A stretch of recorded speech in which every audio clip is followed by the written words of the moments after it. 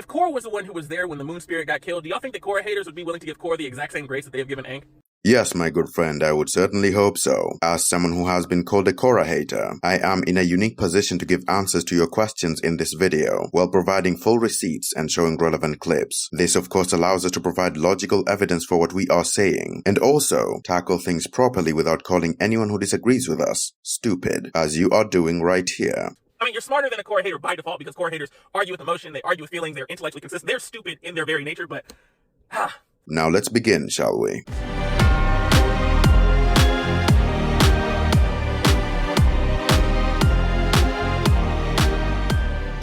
Do y'all think that Korra haters wouldn't try to use that as another piece of evidence for why Korra is some bad avatar? Because when it comes to Aang, we just act like that didn't happen. We just completely forget the fact that the moon spirit was killed right in front of him, and he did nothing about it. The moon spirit's death was no one's fault except Admiral Zhao. The spirit was already in his grasp. There was nothing anyone could have done in this situation, since he would have just killed it at the slightest sign of any movement. So whether it's Aang or Korra, I would not blame anyone for this. It was going to happen anyway. This is the same Aang. This is the same Aang, by the way, who was able to react to Sparky Sparky Boom Boom Man at point blank range, but he couldn't stop Admiral Zhao.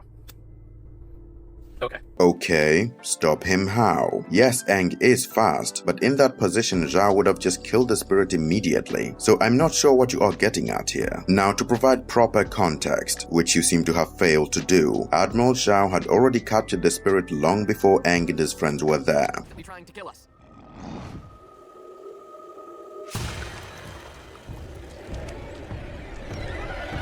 When they arrived, Zhao had the spirit hostage, and Aang did the only thing he could, resolve things peacefully. Iroh even tried using threats to get Zhao to stop. Neither of those worked, since Zhao puts the fish back in the water, then kills it, which tells us that no one, absolutely no one, could have prevented this from happening. You make it sound like this was Aang's fault, and I ask, how? He was not here when the spirit was captured, and was here to negotiate its release. But the Admiral never wanted peace. He already set his mind on getting rid of it long ago. He also did nothing to remediate that situation. Princess Yue had to sacrifice her life and become the moon spirit in order for waterbenders to get their bending back. Okay, you bring up Princess Yue and her becoming the moon spirit to save waterbending, which is completely fine. But, and here's the important bit, what was Aang meant to do here? It was never shown that Aang had any ability to bring back the dead. The only reason Yue could do this is that she had a piece of the moon spirit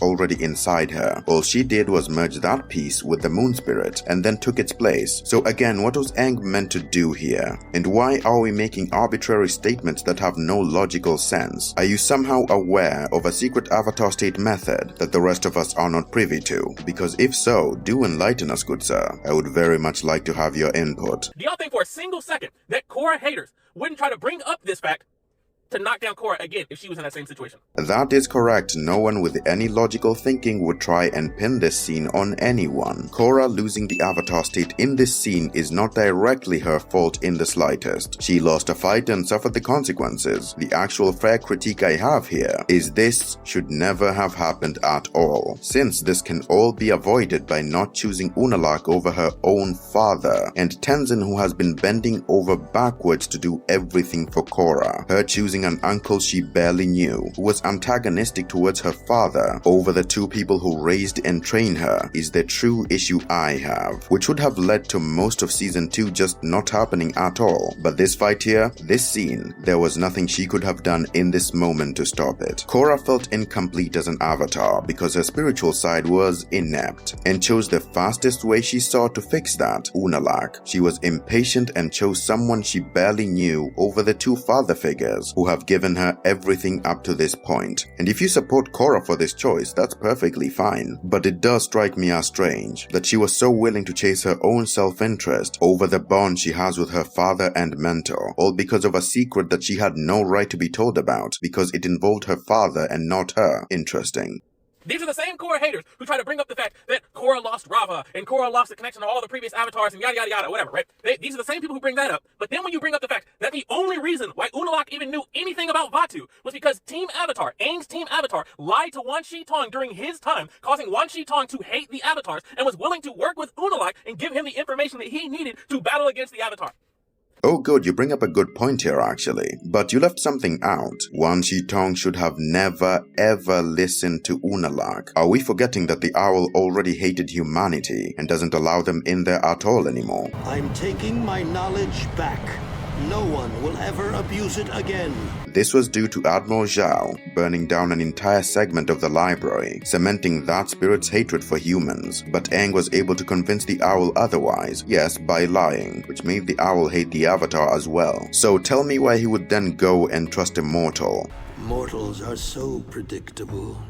And such terrible liars. And even listen to one after having all the necessary reasons to hate both the Avatar and the humans. That never crossed your mind at all? All you saw was a way to aimlessly blame Aang? Really? Fantastic. Everything that happened within Book 2 is a direct result of what Aang's Team Avatar did during his time. It is literally exclusively his fault. That is a literal lie based on the reasons I mentioned. The owl should have never had any reason to ever trust another human again, and that was all due to Admiral Zhao. Besides, the one that lied isn't just Aang, so why would Aang be the only one singled out here? Do you see how disingenuous you are being? This is a genuine plot hole right here, and instead of realizing that, you throw blame at Aang? Really? But doesn't all of that just describe you in this video too? The entire video is an emotional rant based on feelings instead of critical thought and logic. Are you not just as bad as the ones you are going up against here? Doesn't matter. Being a Korra defender is a full-time job. It is a full-time job, and you have to be smarter than Korra haters. I mean, you're smarter than a Korra hater by default because Korra haters argue with emotion, they argue with feelings, they're intellectually consistent, they're stupid in their very nature, but... Smarter than a Korra hater by default. They are stupid in their very nature. Fascinating. Brother, first, deep breath. Let's calm ourselves a bit. Secondly, given I basically just showed evidence that you misrepresented the show in order to make your point, are you really in a position to say that you as a Korra defender are smarter than Korra haters? Don't get me wrong, I won't ever support misogynistic Korra haters, or ones that just hate just to hate. But when you as a Korra defender present yourself as, well, this... Doesn't matter.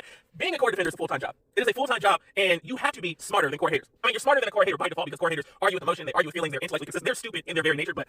And lying while you're at it. Am I meant to take your side? Am I meant to take you seriously? Yes, blindly hating Korra is stupid, but this video itself shows that you are exactly what you are against. You just choose a different target and started hating. Okay, real talk now, folks. In my experience, both fandoms have a problem. I am mature enough to see that and accept it. There are Aang supporters that hate Korra for all the wrong reasons, and Korra defenders who are hating the Aang supporters and Avatar The Last Airbender with bad reasons too, a few of which appear in this video itself. But in my nearly 2 years of making Avatar videos, despite making critiques of both characters, guess which fandom has attacked me the most? Korra defenders. I don't hate Korra. I have said this in at least 5 videos. Until this day, there are still people adamant that I hate Korra. They can't seem to comprehend that you can simply not like a character without it being too deep or hateful, or apparently being a misogynist. Korra defenders like pulling the she gets more hate because she is a woman, which I won't lie, some people do hate her for that reason, but it's illogical and unhinged to assume that's why everyone doesn't like her or hate her. And so instead of asking why, you jump to an emotional response and bring up points easily debunked and dismantled, and the boldness to call others stupid while ranting so frantically is utterly delicious, I must say. So if you are going to take any of what I say as a lesson, take this. When you are arguing your points and start attacking the person instead of the subject, you have already lost. When you start name-calling instead of addressing criticism, you already lost. When you start throwing false and unfounded claims against people, you have downright lost. Now, of course, I am happy to talk to anyone with genuine criticism about Avatar The Last Airbender or The Legend of Korra without losing my composure. So if that is something you want to do, DM me. My TikTok DMs are open, my Insta DMs are open, and my email is available too. Feel free to reach out anytime with questions, and I will be sure to answer them. But do keep in mind, if you are going to be hateful, my time can be spent elsewhere. Now, on a personal note, for the past few days I have been more active on TikTok. I know, my fault. Just to see what's on there, and every single time I am scrolling, I see the most unfiltered Korra defenders imaginable. Some getting facts utterly wrong, some outright lying, some just being antagonistic optimistic, but I have also been seeing Korra defenders making genuine and valid points that made me rethink things about the entire show, and I genuinely had to go back and rewatch in order to get myself a fresh perspective on the story. All of this to say, TikTok is a pit of RNG that either gives you gold or excrement, and I see more excrement than I see gold. I may just straight up start a series where I debunk bad Korra defenders for you all, so do let me know if that is something you may be interested in. Anyway, I am out of here. Responding to this guy gave me a gigantic migraine.